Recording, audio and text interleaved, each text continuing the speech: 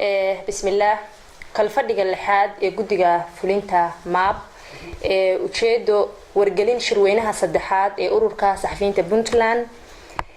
كلمان حبناها أوروركا ماب مدنة مروه جودجا فلينتا أوروركا وباهين تبنتلان ماب وحا فرحت إنه أقب صومي كلن كودي اللحاد وأحكي وجودن بيه مدة أي حلقة وهيين أوروركا كلن أي شيء جودجو waxa lagu go'aamiyay taariikhda la qaban doono shirweynaha saddexaad ee ururka warbaahinta Puntland oo u gogol xaaraya doorashada guddiga fulinta ee hogaamin doonta ururka 2018-2020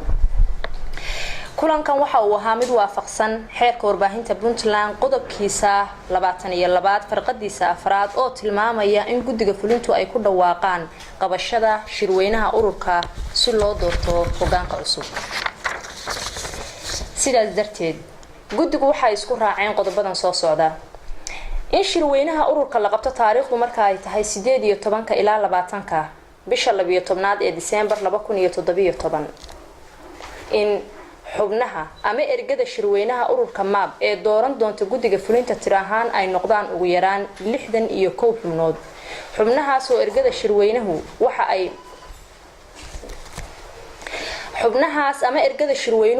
ka kala imaan doonaan gobolada Puntland iyadoo ergada gobol waliba lagu jaangeyn doono hadba tirada warfidiyeenka buuxiye shuruudaha xubinnimada ururka sida ku cad xeerka ururka warbaahinta Puntland qodobkiisa 8 oo ka hadlaya xubinnimada ururka in guddiga fulintu waxa uu ogolaaday in xeerka ururka dib u eegis lagu sameeyo kadibna la horgeeyo shirweynaha si loo ansixiyo in dhamaystir iyo turjumis lagu sameeyo dhammaan siyaasadaha cusub ee ururka in la diyaariyo habraaca doorashada si shirweynuhu uu u meel mariyo in la magacaabo guddiyada qabanqaabada shirweynaha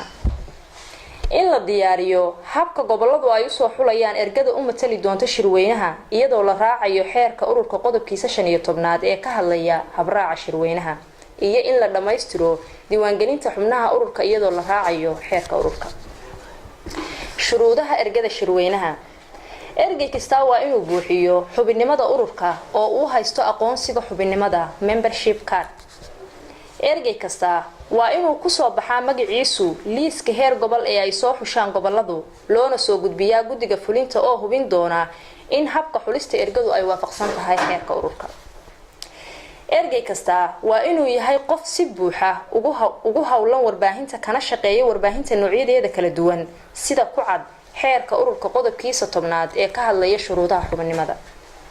iyo in ergey kasta uu yahay shakhsi dhowra difaacana xeerka iyo ujeedooyinka ururka qodobada kale ee guddiga fulintu ay isku raaceen in muddo 45 maalmood gudahooda lagu dhameystiro diiwaangelinta iyo tirakoobka warfidiyeenka gobolada si loo jaangooyo tirada ergada shirweynaha u matalaysa gobol kasta muddadaas oo ka bilaabanaysa 17 Agosto oo ah maanta 1 Oktoobar 2017 iyo in guddiga fulintu ay isku waafaqeen in 25 bisha 10 ee Oktoobar 2017 la magacaabo guddiga qabanqaabada shirweynaha guddigaas oo ka shaqeyn doona habraaca doorashada ururka ugu dambeynna guddiga fulintu waxa ay ku boorinayaan dhammaan warfidiyeenka Puntland inay dhowraan mabaadi'da xeerka ururka si loo gaaro horumarka aynu higsanayno oo lagu gaari karo wadajir iyo midnimo.